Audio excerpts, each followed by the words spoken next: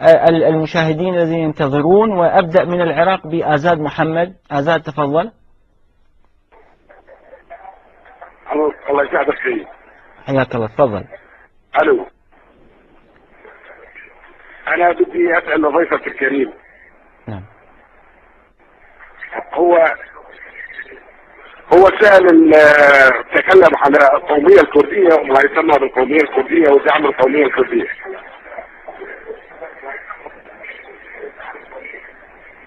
هل هو القوميه الكرديه ان يجلب الافغان العرب للقتال في شمال العراق؟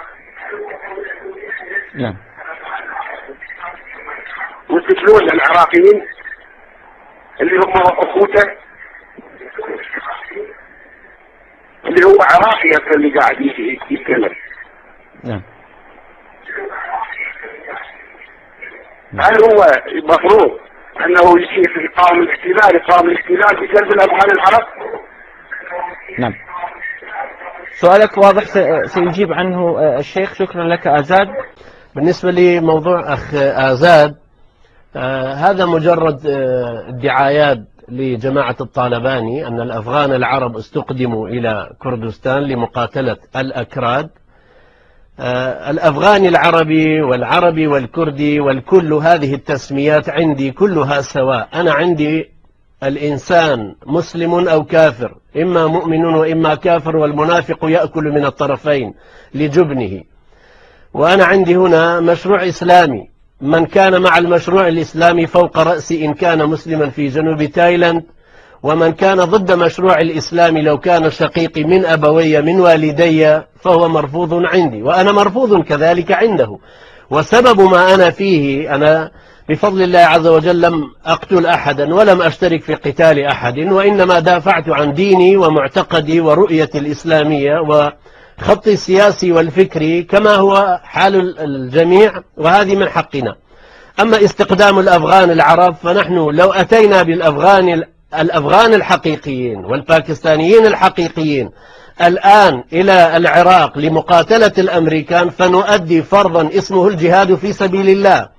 هذا الجهاد سيكون فرض عين على المسلمين قاطبة لطرد المحتل الكافر المحارب الأمريكي الذي دخل العراق عنوة وهدم مساجدنا وانتهكت أعراضنا ودمرت ما دمرت. على أي حال، فالقياس ليس ذلك. ما هو قياس عندي ليس قياسا عندك، وليس بالضرورة أن نكون ذو رؤية واحدة. بالنسبة لسؤال الأخ الكريم حول القومية، أنا بفضل الله عز وجل لست من دعاة القومية، لأن القومية أعرف منشأها من أوروبا، وهي جاءت بعد الدولة الكاثوليكية وكانت خيرا لبلادهم، حيث تشكلت 13 دولة قومية في أوروبا، ولكن أرسلت إلى بلادنا عن طريق عبد الله جودة ونامق كمال، وفي انقلابهم في عام 1908 على السلطان عبد الحميد رحمه الله. ثم بعد ذلك صارت لها دولتها القومية التي ألغت الخلافة الشرعية بصورة رسمية في عام 1925. ثم بعد ذلك صارت العلمانية الحاكمة في بلاد المسلمين، وتشتتت أمتنا إلى 56 دولة.